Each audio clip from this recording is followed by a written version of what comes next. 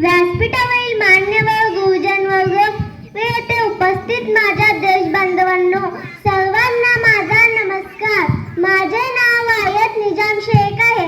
मी जिल्हा परिषद प्राथमिक माती शाळा सातंतुदनी या शाळेत इयत्ता दुसरी शिकत आहे.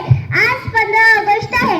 माझ्या भाषणाचा विषय आहे प्रदूषण एक समस्या. प्रदूषणाच्या प्रामुख्याने 3 प्रकार पडतात: जल प्रदूषण, वायू प्रदूषण आणि ध्वनी प्रदूषण. परंतु अलीकडच्या काळात मृदा प्रदूषण ही देखील गंभीर समस्या बनली आहे. साऊथविक यांच्या मते प्रदूषण म्हणजे पर्यावरणामध्ये मोठ्या प्रमाणातील मानवी हस्तक्षेपामुळे झालेले बदल होय. वायू प्रदूषणाचा विचार केला असता तर जगातील सर्वात जास्त 10 प्रदूषित शहरांमध्ये भारतातील 8 शहरे आहेत. WHO दरवर्षी एअर क्वालिटी इंडेक्स नुसार प्रदूषित शहरांची यादी जाहीर करते. 0 ते 50 एअर क्वालिटी इंडेक्स असणारी शहरे राहण्यासाठी उत्तम मानली जातात. परंतु 100 पेक्षा जास्त एअर क्वालिटी इंडेक्स असणारी शहरे राहण्यासाठी हानिकारक मानली जातात. परंतु देशाची राजधानी असणाऱ्या दिल्लीचा एअर क्वालिटी इंडेक्स 550 पेक्षा जास्त असतो. यावरून आपल्याला समजते दिल्ली किती प्रदूषित शहर आहे. हे एअर क्वालिटी इंडेक्स हे काय तर प्रदूषण मोजण्याचे एकक आहे.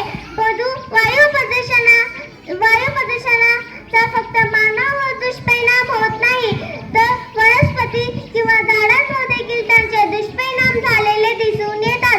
माणसांचा विचार केला असता तर श्वसनाचे, फुफ्फुसाचे गंभीर आजार माणसांना होतात, तर कर्करोगासारखे जीवघेणे आजार देखील माणसांना होतात. हे सिद्ध झाले आहे. जल प्रदूषणाचा विचार केला असता तर जगातील सर्वात जास्त प्रदूषित नद्यांमध्ये गंगा नदीचा समावेश होतो. तर राज्याचा विचार केला असता तर महाराष्ट्रातील 8 नद्यांचा समावेश होतो.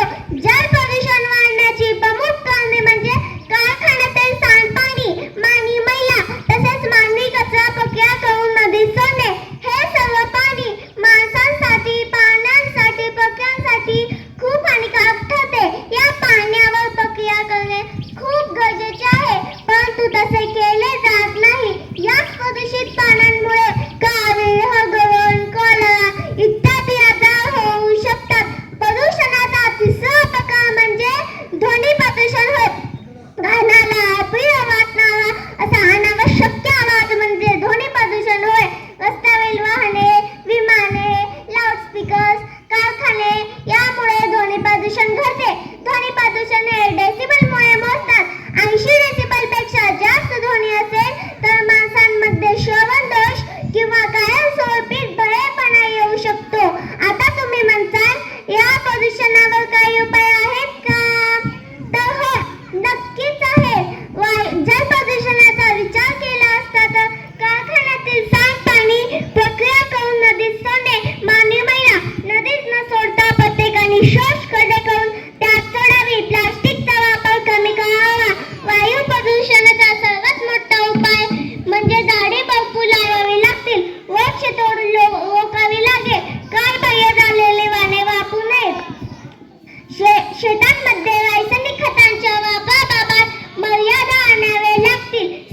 सेंद्रिय शेतीला प्राधान्य द्यावे लागेल. वायू प्रदूषण कमी करण्यासाठी रस्त्याच्या दोन्ही बाजूला भरपूर झाडे लावावी लागतील.